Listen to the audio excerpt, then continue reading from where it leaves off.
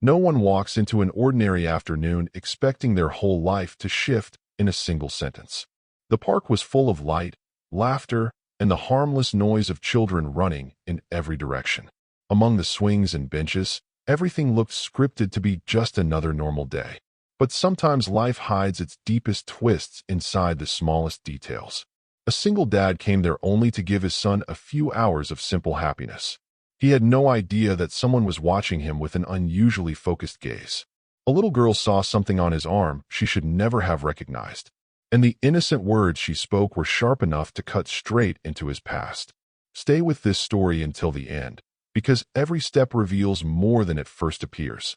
Subscribe to our channel and listen with your heart, because some truths arrive quietly and still change everything. Evan Mercer was gently pushing his son Noah on the swing, pretending that moment was enough to distract him from everything else. The afternoon was warm, the sky clear, and the air filled with the scattered shouts and laughter of other children. To anyone watching, he looked like just another father doing his duty, present and devoted. Inside, however, he carried an old exhaustion that no weekend or nap could truly erase. Since his wife had died 5 years earlier, his life had turned into a chain of tasks. Work, groceries, homework checks, bedtime stories, lights off, repeat from the beginning. Routine had become his way of not thinking too much about everything he had lost. Coming to the park was part of that quiet effort to give Noah something close to a normal childhood. Evan smiled whenever his son laughed, but often felt that his own smile arrived half a second late. It was as if his heart was always one step behind the life that kept moving forward without asking his permission. Over time, Evan had learned to organize his days with almost mechanical precision, hoping external order would tame his internal chaos. He woke up before sunrise, made breakfast, walked Noah to school, and hurried to work with no time to pause and feel. He was a delivery supervisor at a small company, a job that required constant responsibility but left little room for dreams. During rare breaks, he sometimes scrolled through old photos on his phone, then locked the screen quickly as if the images were dangerous. He did not talk much about his past to anyone, not even to his son, afraid that words might give shape to pains he preferred buried. There were memories he refused to touch, stories he folded and stored where daylight could not reach them. Among those memories was the story of a tattoo on his forearm, which he almost never mentioned. When someone noticed it and asked about it, he brushed it off with a joke or a vague answer.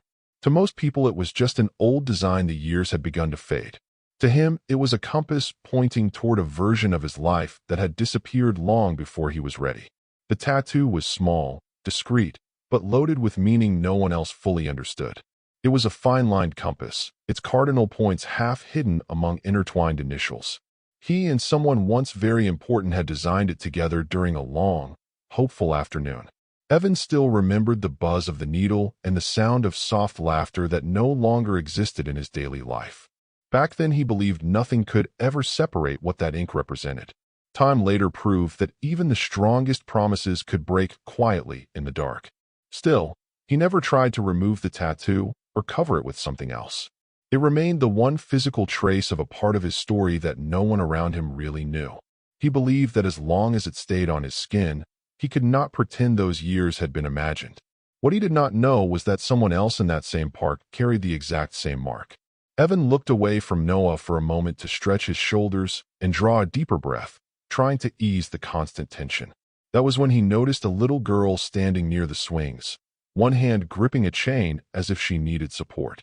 She was not laughing or running like the other children. She simply stood still, watching with unusual seriousness. At first he assumed she was looking at Noah, but soon realized her gaze reached a bit farther. Her eyes were locked on his bare forearm, right where his t-shirt sleeve ended and the tattoo was visible. A thin ripple of discomfort moved through him, that feeling of being seen beyond what he wanted to show. He tried to lower his arm casually, as though nothing mattered, but it was already too late. The girl frowned slightly, as if a hidden piece had just clicked into place in an inner puzzle. She took a small step toward him, drew in a breath, and spoke with a soft voice that cut through the park's noise. She said that her mom's tattoo looked exactly like his. For a moment, Evan thought he had misheard her, that his tired mind had scrambled words that were never spoken. His heart thudded hard against his ribs and then seemed to hang there, uncertain whether to keep beating.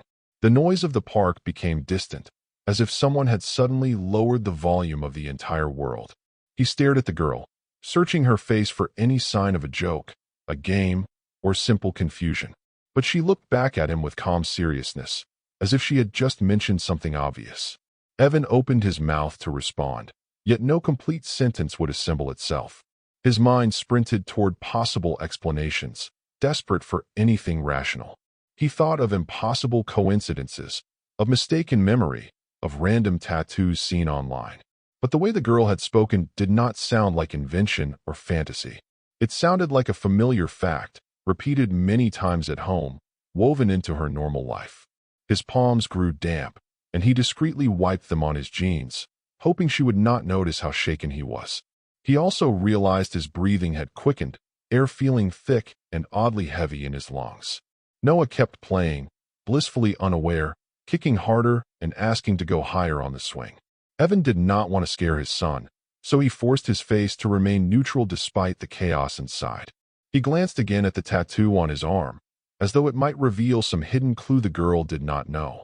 Nothing looked different. It was the same design that had stayed with him all those years. Yet for the first time, he felt that ink no longer belonged solely to his private history. The idea that another person carried the same mark struck him as almost absurd, too unlikely to be real. Something deeper than logic, however, warned him to treat the girl's words with respect. That uneasy blend of fear and recognition crawled up his spine, leaving him colder than any wind could. Before he could form a question, a woman's voice called the girl's name from a nearby cluster of benches. There was urgency and a thin edge of worry in the tone, slicing through the air as sharply as the child's sentence had.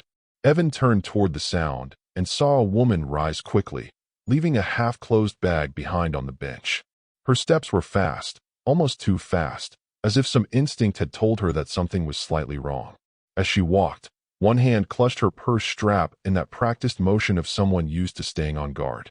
The girl answered Mom, naturally, as though nothing unusual had just happened between her and Evan.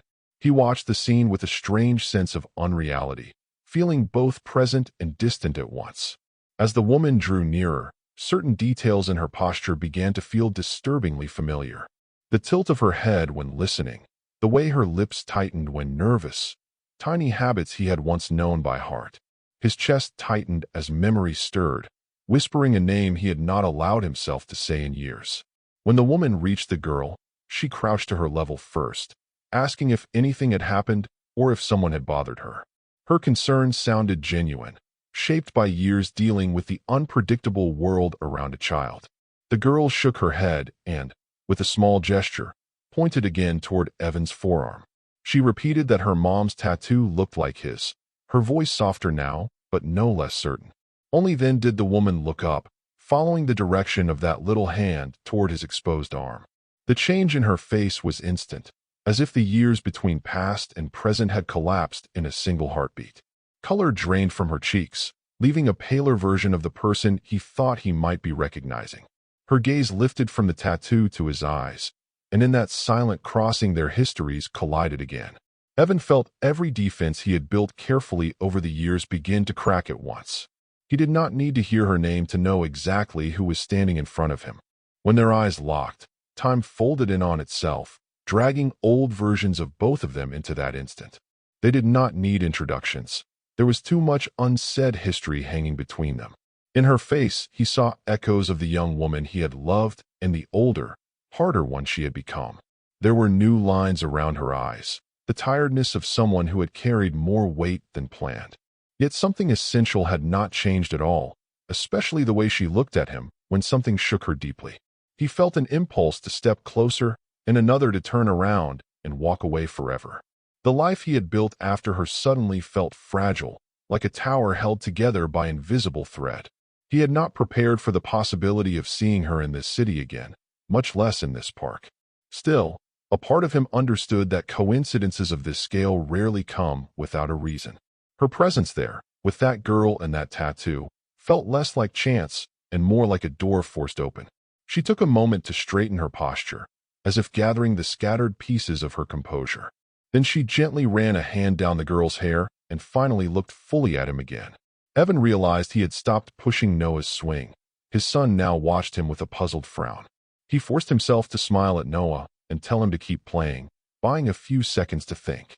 The woman, whose name was still trapped behind his teeth, took 2 careful steps closer while keeping some distance. Her eyes held both defensiveness and vulnerability, like someone ready to run yet too tired to do it again. The girl studied them both with quiet curiosity, sensing something big without understanding what it was. Evan knew that if he did not say something now, the moment might shut itself like it had once before. His voice came out rougher than he expected as he offered a simple greeting, painfully ordinary for such a meeting. She answered with a voice that stabbed straight into his memory, older now, but still unmistakably hers. For a few minutes they clung to neutral topics, an awkward dance around the real conversation waiting behind them. They mentioned the park, the weather, the kids, stretching small talk far beyond its natural limits. Evan noticed that every pause was accompanied by both of them glancing, almost in sync, toward their covered arms. It felt as though the tattoos were sitting between them like silent witnesses demanding to be acknowledged. Finally she sighed, the sound heavy with years, and admitted that pretending nothing strange had happened made no sense. She said she had known the second she saw his tattoo that the past they shared had just walked back into her present.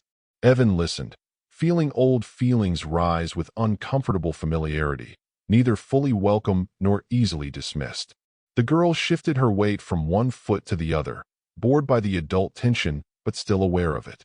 Noah wandered over briefly, asking who they were, and Evan offered a vague answer about an old friend. He understood he could not hold the situation together with half-truths much longer. They moved to a bench a little farther from the playground, a compromise between privacy and keeping the kids in view. The girl sat at one end, swinging her legs and watching the clouds while Noah returned to the slides. The silence that settled between the adults was dense, filled with unsaid apologies and questions. Evan became painfully aware of the sounds around them. The squeak of chains, a dog barking, distant traffic. He realized that in all his mental rehearsals of "what if we met again," he had never reached this part. He did not know whether to demand answers, ask forgiveness, or simply listen until she had finished. She played with the strap of her handbag, a nervous habit he remembered from long car rides years ago. Each small gesture confirmed that despite the time apart, certain patterns in both of them had not changed. Finally, he gathered enough courage to move past small talk and into the heart of what haunted him. He asked if the girl's claim was true, if her mother really wore the same tattoo, and what that meant now. She held his gaze for several long seconds, weighing how much of the truth she was ready to let out at once. Then she rolled back the sleeve of her blouse, exposing the inside of her forearm to the light. At first, Evan saw only faint lines, like a drawing left too long in the sun. But as his eyes adjusted, the shape of a compass emerged, worn but undeniably familiar. The initials inside its lines were faded, yet still in the same intertwined pattern as his.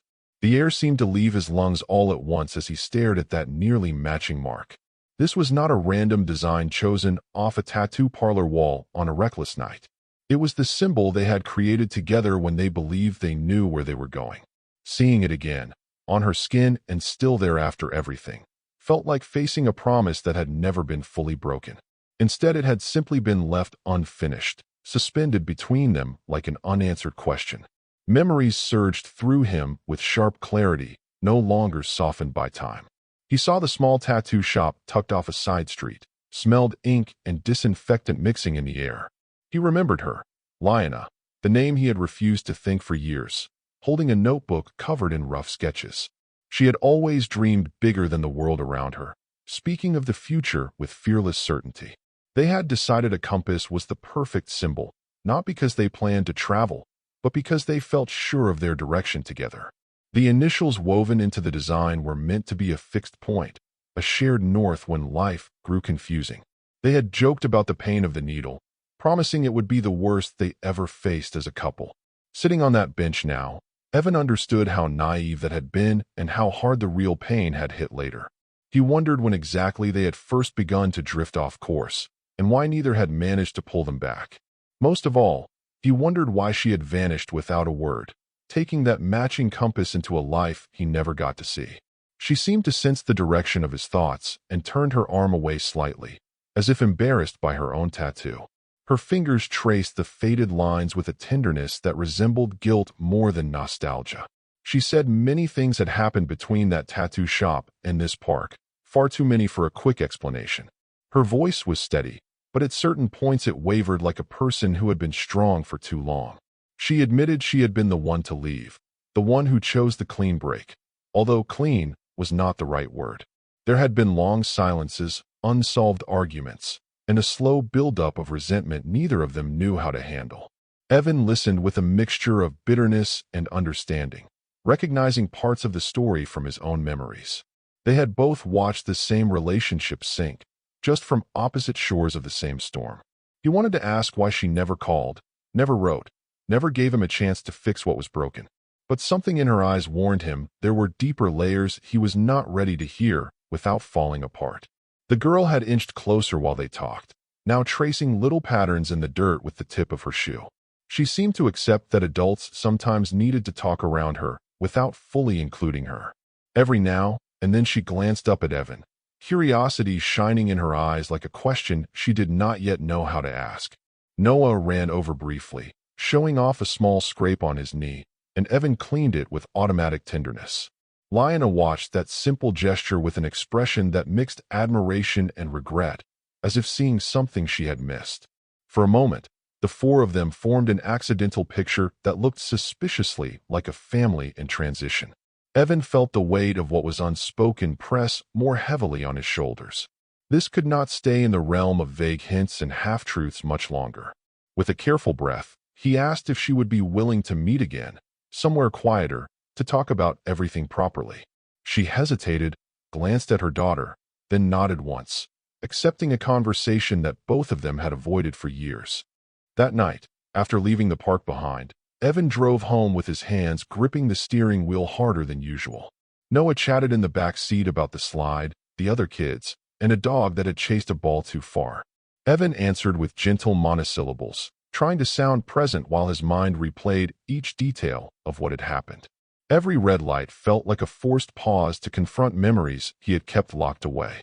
When they finally parked outside their building, he took a deep breath before stepping back into his everyday world. He cooked dinner almost in silence, moving through the kitchen on muscle memory alone. Noah noticed his father was quieter and asked if he was worried about work or had a headache. Evan gave the tired answer of being just a little stressed, a lie so practiced it almost sounded true. He could not begin to explain that the past sometimes returns without knocking, and that, this time, it might have returned in the shape of a little girl and a faded compass. Once Noah was asleep, Evan stood in the doorway of his room for a long minute, watching his slow, even breathing. There was something about the way his son clutched the blanket that reminded him of another person from another time. He closed the door gently and walked back to the living room, where the shadows felt heavier than usual. He sat on the couch without turning on the television, letting the quiet fill up with thoughts he usually avoided. Lyanna's face, older and more tired, hovered in his memory alongside the image of her tattooed arm. The girl's steady eyes and that simple, devastating sentence replayed over and over. For the first time, he allowed a question to form fully instead of cutting it off halfway. What if the girl was not just a stranger whose path had crossed his by chance? What if she was a direct consequence of choices he and Lyanna had made years ago? The idea scared him and, disturbingly, awakened a fragile hope he did not know where to put. He slept badly, jolted awake several times by dreams that mashed past and present into strange scenes. Sometimes he saw Lyanna walking away down an airport corridor that may or may not have existed.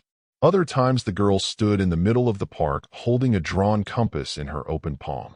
Each time he woke, the clock seemed to have moved only a few minutes, stretching the night into something endless.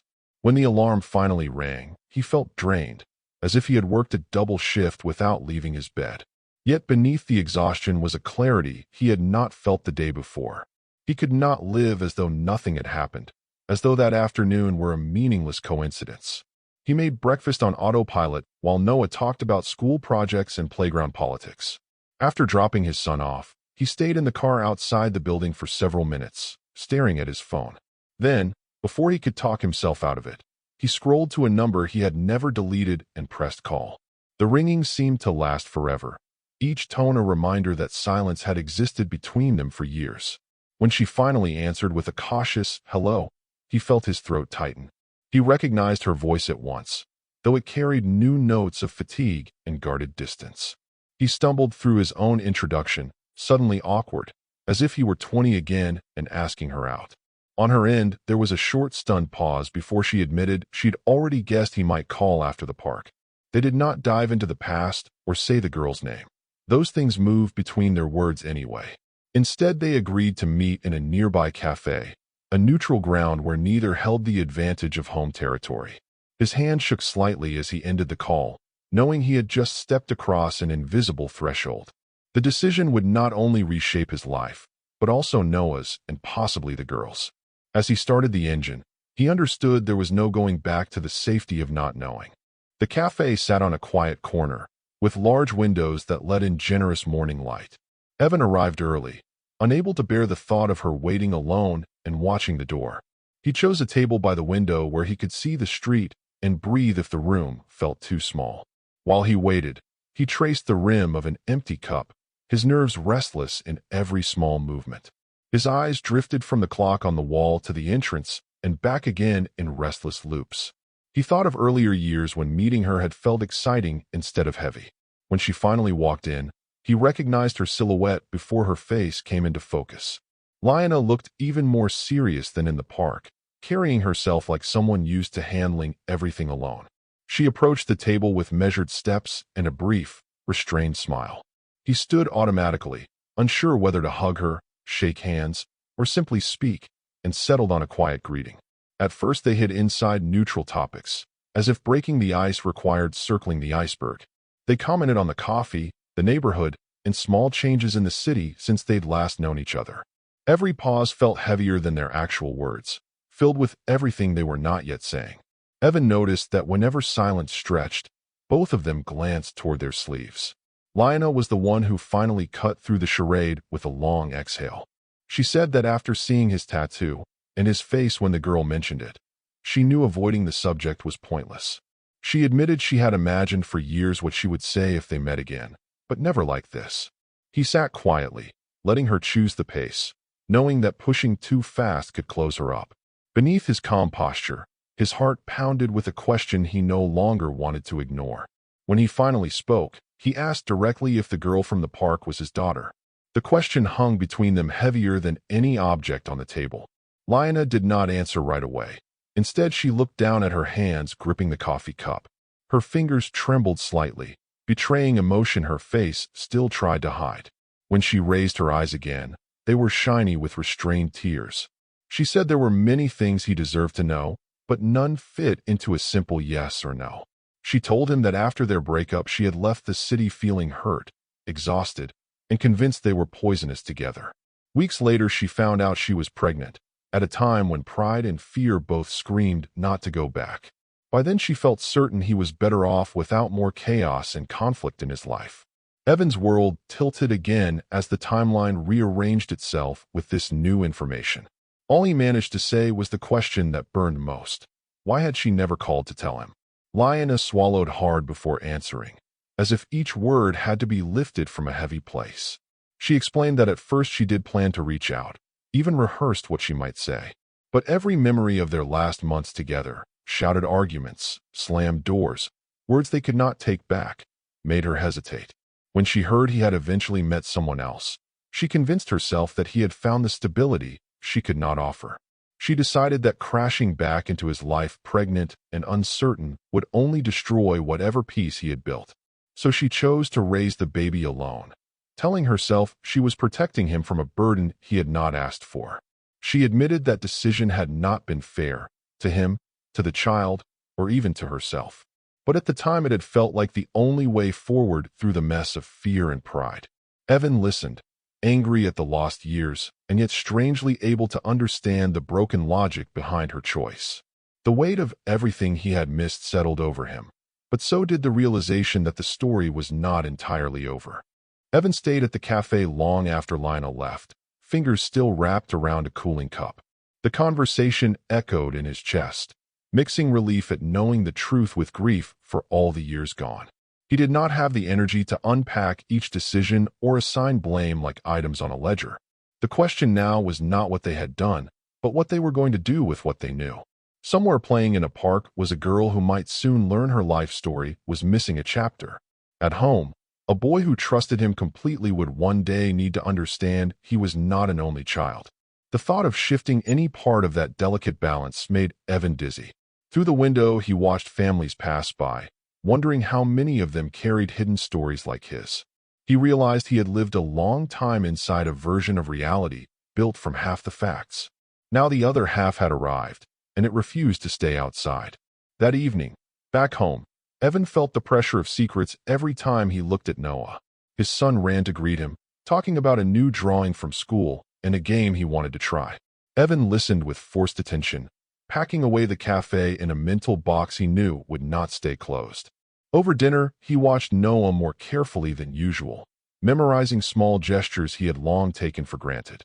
The way the boy laughed with his entire face, the furrow in his brow when concentrating on his food. He wondered how many features belonged to his late wife and how many came from him. Thinking of another child, living somewhere nearby and sharing his blood, made the table feel strangely small. He did not speak of tattoos, old loves, or new daughters that night. Words felt like tools too sharp to place in the middle of an ordinary meal. But he knew the time for silence would not last much longer without turning into a new kind of lie. After a few days of hesitant messages, they agreed to meet again, this time with the children present.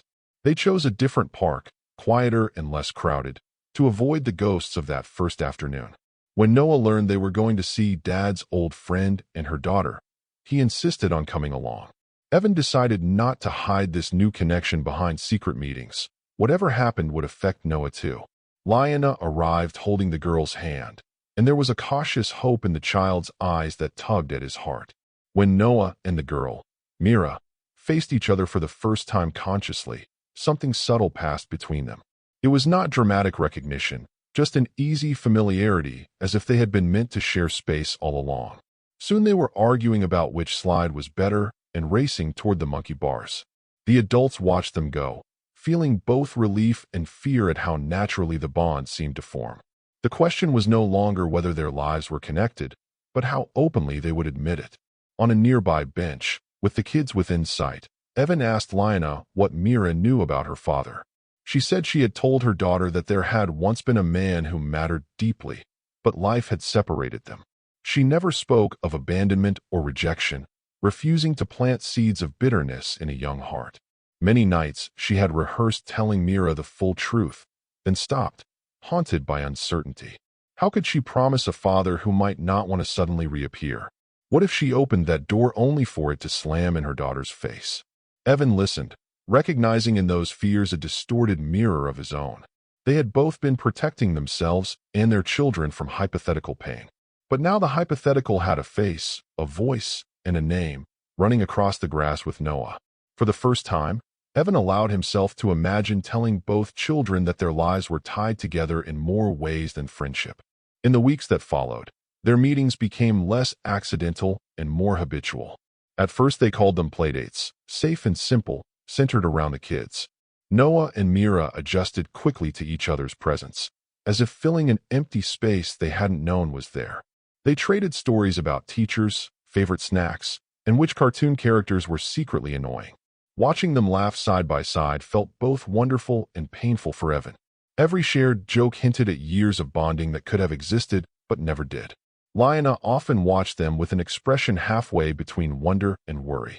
She seemed grateful for every smile and terrified of what might happen if this fragile structure collapsed. None of the adults said the word family, but the shape of one was slowly forming around them. The truth was no longer an abstract idea. It was turning into routines and habits. One afternoon, while the kids sat at Evan's table drawing, Noah proudly brought over a picture.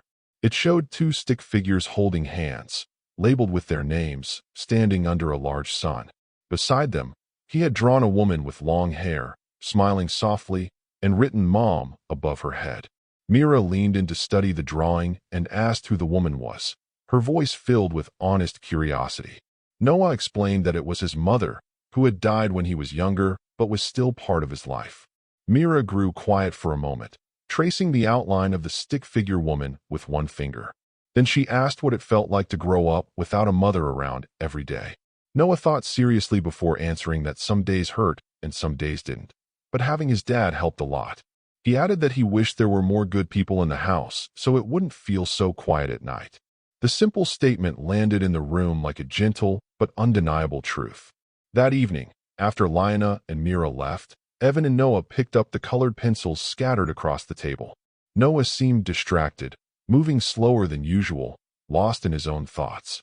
Out of nowhere, he asked if Mira and her mom were going to keep visiting or if they were just passing through their story. The question carried more awareness than Evan expected from someone his son's age. He took his time before replying, wanting to choose words that were honest without frightening him. He said they were all still figuring out how they fit into each other's lives. Sometimes, he added, people arrive and end up staying much longer than anyone predicted. Noah considered this, then asked if his dad actually wanted them to stay. Evan admitted, with a seriousness that matched the moment, that yes, he did want them close, even if it made things more complicated. Noah nodded slowly and said that Mira felt like family, even if no one had officially called her that yet. Later that night, after his son fell asleep, Evan sat alone at the kitchen table with a notebook. He wrote Noah's name on one side of the page and Mira's on the other, drawing a simple line between them. Seeing the two names together in ink made his chest tighten with emotion he could barely name. He added Lyanna's name beneath, then his own above, forming a rough shape that looked suspiciously like a family tree. Staring at the page, he thought about all the ways this could go wrong. Confusion, jealousy, old wounds reopening. But he also thought about how rare it was to get a second chance at telling the truth. He realized there would never be a perfect moment without fear, only a moment when fear mattered less than honesty. Keeping quiet now would repeat the same mistake that had separated them years before. He closed the notebook with a quiet decision settling in his mind. The next big conversation, he knew, had to be with both children, looking them straight in the eyes. They chose a Sunday afternoon for that conversation, when the sky was clear and everyone's minds were lighter. The four of them met again in the original park, the place where everything had quietly begun. At first they played as usual, soccer on the grass, races to the swings, shared snacks from a paper bag. Evan and Lyanna let those moments stretch, knowing what was coming and unwilling to rush toward it. As the sun dipped a little lower and the crowd thinned, they called Noah and Mira over to a bench. The children exchanged a quick look, sensing the seriousness in the adults' faces yet not afraid. Evan took a deep breath and felt Lyanna's silent permission in a small nod beside him. He decided that if this story was finally going to be told, it needed to start with honesty rather than blame. So he began not with secrets, but with the truth that once there had been love and plans between him and Lyanna. He told them their story had started long before either Noah or Mira were born. He explained that years ago he and Lyanna had cared about each other deeply and believed they would share a future. Together they had designed the compass tattoo, thinking it would always remind them of their direction. But life, he said, doesn't always follow the maps we draw when we're young. They had made mistakes, argued too much, and eventually walked away from each other instead of fixing things.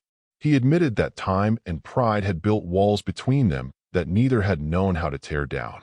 Then he turned to Mira and looked directly into her eyes, which were suspiciously similar to his own. He told her that she was not just the daughter of someone he used to know. Softly, he said she was his daughter too, even though he had only learned that recently. The world seemed to shrink to that bench, that moment, those four people breathing together. No one at the playground noticed that an entire family story had just been rewritten. Mira's first reaction was not anger, but fear, hidden inside a careful question. She asked if this meant he was going to vanish again like he had before she ever met him. The words sliced through Evan, carrying pain she should never have had to wonder about. He leaned closer and told her he did not intend to disappear this time. He said he could not fix the years they had missed, but he could choose to show up from now on. If she would let him, he wanted to learn who she was, not as a stranger, but as her father. Mira did not jump into his arms or shout. Instead, she shuffled a little closer on the bench. That small movement felt more powerful than any dramatic scene could have. Noah then asked the question that mattered most to him, whether having a sister changed his place in his father's heart. Evan answered quickly and firmly that love does not divide. It multiplies when new people arrive. He told Noah that nothing could erase the years they had spent together, just the two of them. Whatever new shape their family took, his role as Noah's father would remain solid. He explained that hearts are not tiny rooms with only one bed. They are houses where new doors can be built. Noah seemed to weigh this explanation like someone much older than his age. Then, in a gesture that felt simple and enormous all at once, he reached out to hold Mira's hand. She let him, fingers curling around his with the shy trust of someone who wants to believe. Lyanna watched the scene with tears finally escaping the careful boundaries she had kept around them. For the first time, she allowed herself to imagine a future that did not revolve around doing everything alone. The conversation moved on to practical details, weekends, dinners, school events, because truth also comes with logistics. Nothing was solved perfectly that day, but the lies of omission had finally stopped. In the months that followed, their lives did not transform into a smooth, flawless story. There were misunderstandings, scheduling conflicts, and nights when old fears whispered loud. Some days Mira felt uncertain about what to call Evan, and some days Noah struggled with sharing his father's time. Lyanna had to loosen her grip on years of doing everything herself, which was harder than she expected. Evan wrestled with guilt over the birthdays he had missed and the milestones he would only hear about in past tense. Even so, the weight of their days felt different now, heavier in some ways, but honest in a way none of them regretted. The faded compass on his arm no longer looked like a symbol of failure. It became a reminder that directions can change and still lead somewhere worth reaching. For Noah and Mira, the grown-up complications mattered less than one simple fact. There were now more people to call when they were scared, proud, or just wanted to be seen. Sometimes they still returned to the original park, almost as a quiet tradition. Evan would watch the two kids take turns on the swings, their laughter mixing in the air. Lyanna would sit beside him, not as the girl he once loved, but as the woman walking beside him in this new chapter. The past had not vanished. It sat with them like an older relative with stories they all knew. But the future no longer felt like a closed road, more like a path they could choose to walk together or not. The compass on his skin did not point backward or forward.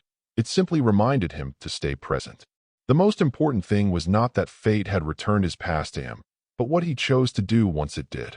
If this story touched your heart, remember that even late truths can still heal when they are used to care, not to wound. Subscribe to the channel, share this story, and tell us in the comments if you believe life finds ways to reconnect what once was divided.